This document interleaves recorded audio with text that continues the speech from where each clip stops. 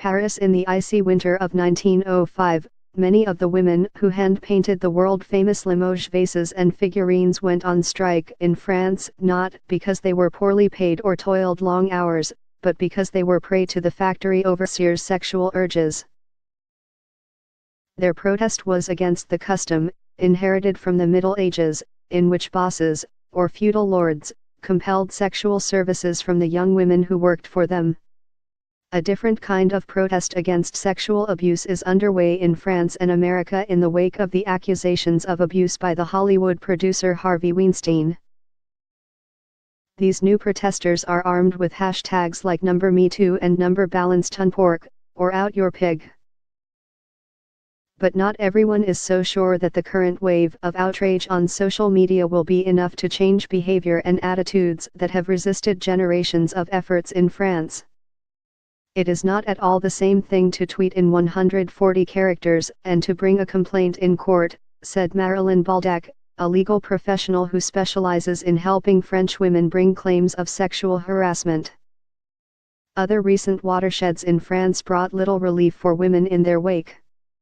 The sexual assault trial that derailed the presidential hopes of Dominique Strauss-Kahn, the former managing director of the International Monetary Fund, crossed a threshold in France for making the private lives of public figures fair game for the news media. But the sheer number of women in France currently going public with the details of their unwanted sexual encounters makes clear that the private behavior of powerful men or, for that matter, less powerful men did not necessarily change. Similarly, after a flurry of sexual harassment allegations roiled France's National Assembly last year, some of the laws approved by the same body may have raised the hurdles for women to prosecute harassers.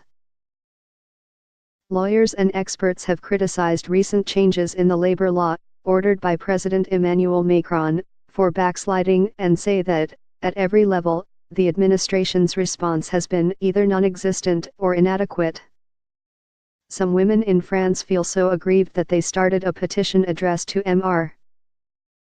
Macron, urging him to treat sexual harassment as a national emergency. It gained 100,000 signatures in its first 3 days online. "What's happening is a revolt," said Genevieve Fraisse, a French philosopher, writer on feminist thought and director of research at the government's prestigious National Center for Scientific Research. "It's the same thing that happened for abortion in the 1970s and for equal pay in the 1990s, she added. "It's a catalyst, it's not something that can be ignored, it's an historic moment. But there remain big obstacles, cultural and legal, that discourage women from complaining about harassment in the workplace.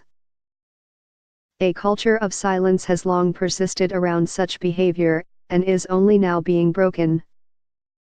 France's reluctance to move more aggressively against sexual harassment reflects deeply rooted ideas about sexual relations and the relative power between men and women," said Joan Scott, a professor emeritus of intellectual and cultural history at the Institute for Advanced Study in Princeton, NJ, who has studied French social and sexual mores.